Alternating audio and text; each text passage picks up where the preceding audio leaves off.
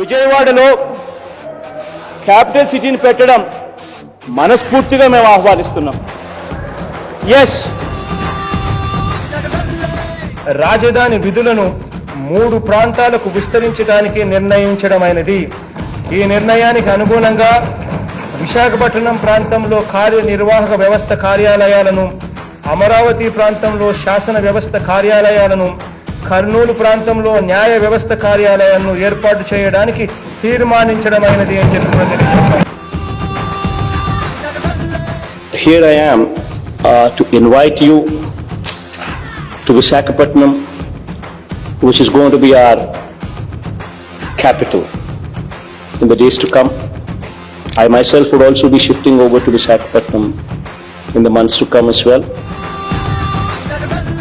Visakhapatnam, which would be our executive capital as well in the days to come. I myself would be shortly moving over to Visakhapatnam in the days to come as well.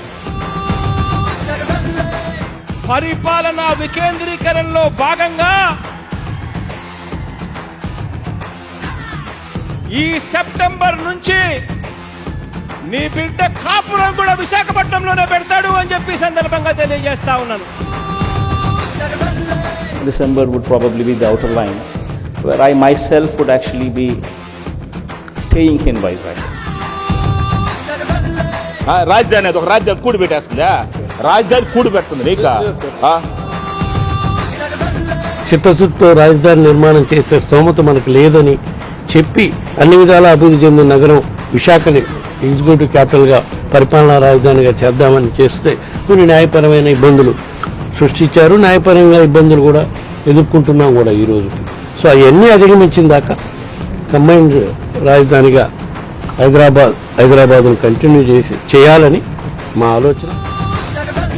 This bill in this present state is no use to the people of our state. So we oppose this because we oppose this bill in the present form and we are going to make a walkout, sir. Machilipatnam నుంచి MA తీసుకోండి, విజయవాడ నుంచి VI తీసుకోండి, గుంటూరు నుంచి GUN తీసుకోండి, మాది gun అని పేరు పెట్టండి.